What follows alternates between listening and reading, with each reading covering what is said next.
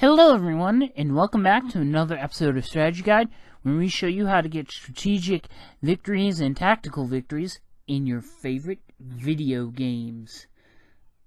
And today, we are doing another episode of Strategy Guide, and we are doing Warlords 2, we're doing the Demon's Race. I have already done Orcs of the North, Men of the West, and High Elves. Actually, I did Men of the West, High Elves, and then Orcs of the North in that order. If you want to see my other strategy guides to other strategy-based games that are not in Warlords 2, I'll leave a playlist for all of my strategy guides. And of course, as we begin, don't forget you can upgrade all your gold and whatnot and all your troops by grinding out by attacking territory, kill as many people before you almost get victory, then surrender, and you can keep doing that. And for shared units, pretty much everything's the same. They have the same specials and whatnot, except for the specialty unit for one of the unique things about the demons is or the specialty that they have in terms of fighting is that they have spearmen are the best ones, are like one of their better melee units. While normal of their shared units, the spearman is probably the best as it has a damage upgrade that none of the other units have. Now, of course, when you start the game, you want both your siege units as well. Upgrade all this stuff. Now, the fire tower does not have any upgrades, but it does have range. So it fires a direct attack like a battle mage would. Also, I got a giant demon here. They have no upgrades. They can take a lot of damage, and they output a lot of damage. The only thing you're going to need to be aware of is the fact that range units powerful range units such as magic casters can definitely take them down, but and battle mages as well if you can send enough, or certain siege units, but ones that have to get up close, like battle rams, can maybe do a good amount of damage for the first 2 hits before they die. I'm probably gonna get a battle mage, and what else do I want? Out of all of these, definitely want a Spearmaster, because that's a unique unit. Spearmaster is a unique unit of the demons. It has sharpened spears, just like the Spearman does. The only thing, though, is that the Spearman does a little bit more damage and has a lot more armor. But, if you take a notice, 50% attack bonus against swordsmen. A normal spearman has a 30% attack bonus against archers and hail balers and axemen, and a swordsman has a 50% attack bonus against spearmen and archers. So swordsman versus spearman, swordsman's gonna win. Spearmaster versus swordsman, swordsman's gonna lose. Now, this is sort of good in multiplayer, as there is a 2-player game. If I go to menu, I could click 2-player, but I'm actually going to go back and continue my campaign. And what I'm going to do is I'm going to show you that here, that if you have a Spearmaster, it can confuse people and they'll think that it's a normal spearman and send a swordsman after it. Now, for sorcerers, as you can see here, this is the Demon's Magic Caster. It's a little bit different, as they are probably not the best in terms of having a wide variety of attacks, but all Magic Casters can cast spells on units that are not even in its own lane. And this is one of the few units.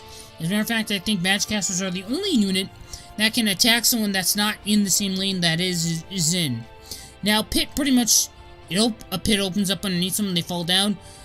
Mind Control turns an enemy unit against themselves. Very effective if you can use it on a giant demon, but we're the only ones who have giant demons, so if we were to use it on a giant unit such as a Mountain Troll, that would be good. Instant Death, it's pretty much like a thing that knocks over a unit, but it only affects one instead of a whole lane, and it instantly kills the unit. Fireball, you do not need to actually buy spells for your Magic Caster, as it has one of its own, but it only has one, and it's a basic ball of magic that fires its own. Now, as you can see, your Battle Mage does not have any armor, and unlike most other Battle Mages, they can have armor that you can buy and upgrade. It's just that this one does not. Their sorcerers are more on the deal damage side rather than anything else. In terms of magic, they're best at dealing damage with magic, but they're not very good at anything else when it comes to magic. Unlike the High Elves, which are good at many different things. Damage, anything regarding magic, they're a master at. So using magic on them is probably not the best thing, as that's probably the least damaging thing. Your siege unit's attack could probably do something more than that, as it's not really magic, as it's classified as siege unit. Now we are in a field battle. Now I'm going to show you.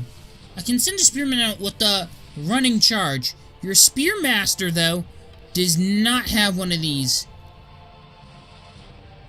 Although it does have a bonus against swordsmen, so it can take out those two swordsmen, and seeing as it does more damage than a normal spearman, I expect this one to at least take out 2 or 3 of those guys. Maybe not all of them, but I also do want to note that in this battle, you definitely do want to go after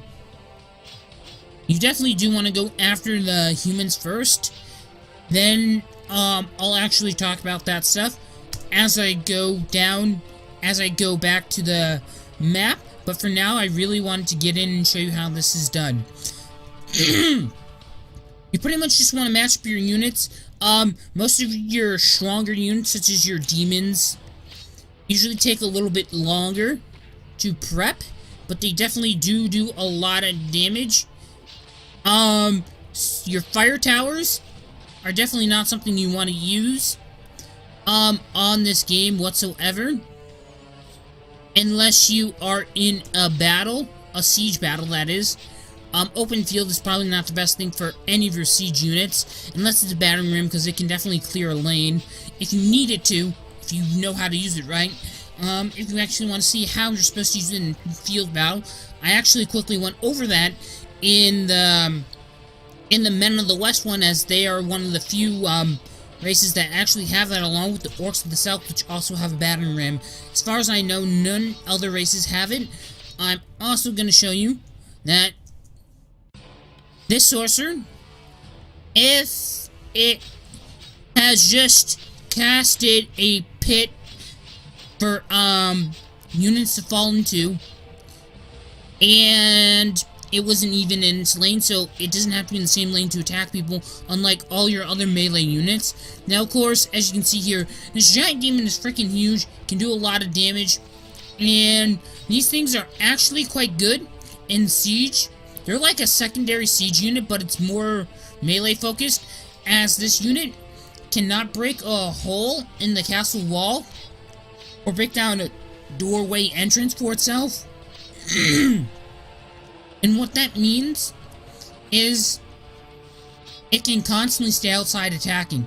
So it does damage as long as the unit's alive, instead of getting a lot of damage or a lot of progress towards victory. As you can see the victory bar at the top. Instead of doing a lot of it, it will do at once. It will do much more over time. And that pretty much can go for most siege units, except for Ladderman, which tend to actually make it easier access for some of your units, and so forth.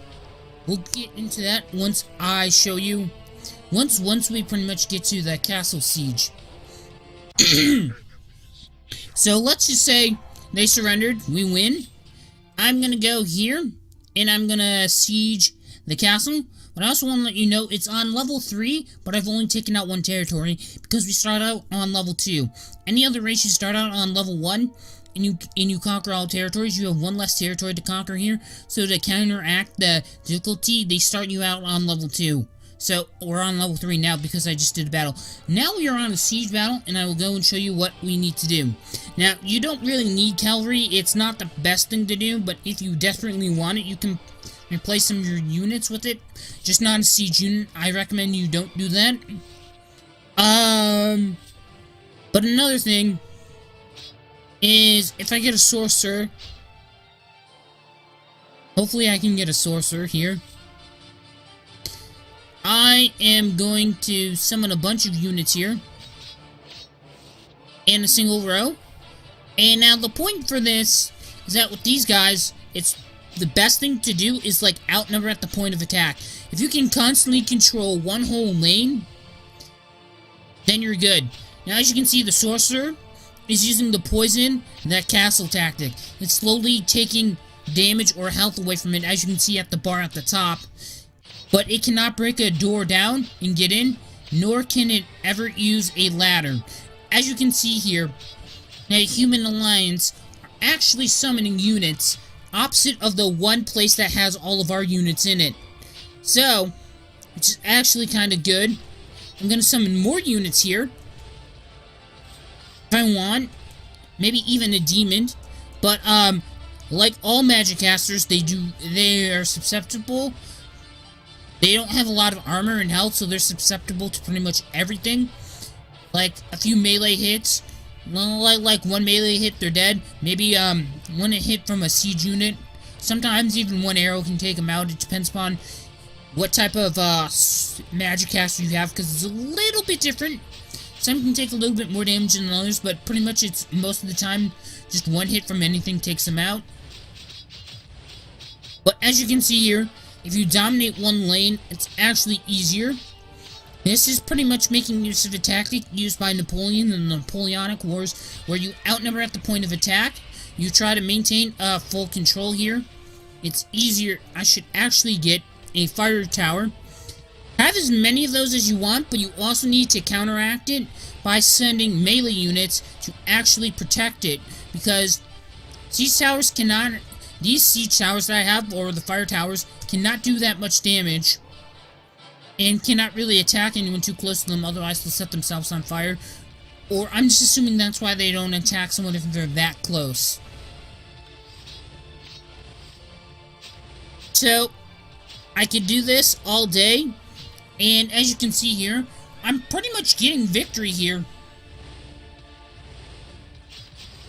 Now, one of the good things about the fire towers in doing this tactic is that the fire towers are a siege unit that can do damage to the castle, and that is designed to do damage directly to the castle and to enemy units at a range. So they're pretty much giving you good support. They have a faster rate of fire than some battle mages from other races. And most archers, it has faster rate because they fire a direct shot, not an arcing shot that takes a while to hit the target like the archers do.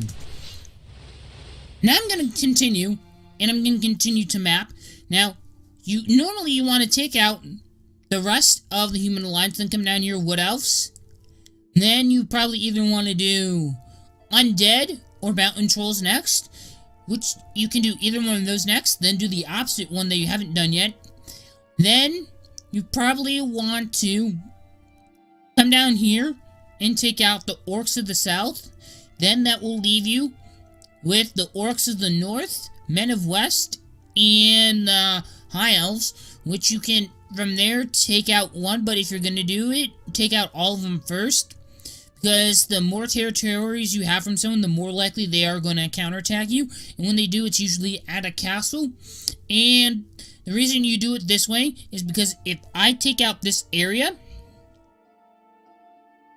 I don't want to take this area out yet, but they have a higher chance of attacking me, but that's only one out of these three that are currently bordering me, these four areas. I have, what else? Human Alliance, Undead, and Mountain Trolls. Mountain Trolls probably not going to attack me. Neither is the Undead, as they only have one bordering territory with me. And the humans are, but, we sort of have an advantage if they attack us at the castle, and they're probably going to do that. But, Dark Wood down here, I want to take this out, then take this out.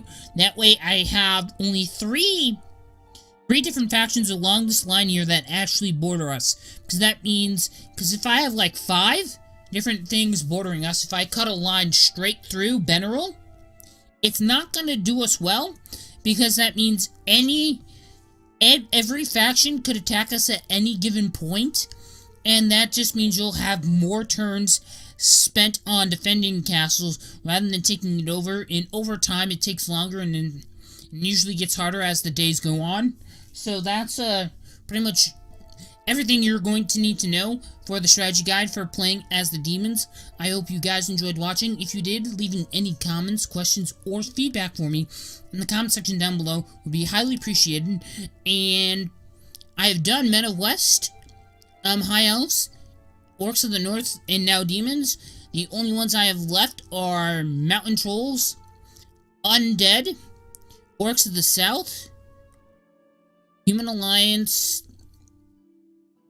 and what else? And if you want me to do any of the remaining ones first before I do all the others, because right now I'm just picking them out at random, just leave me a comment. The ones that are fan suggested will be done first, and then I'll just pick at random the ones that weren't fan suggested. So just in case you guys wanna do something in regards to that, let me know as well. And I'll see you guys later. Bye bye.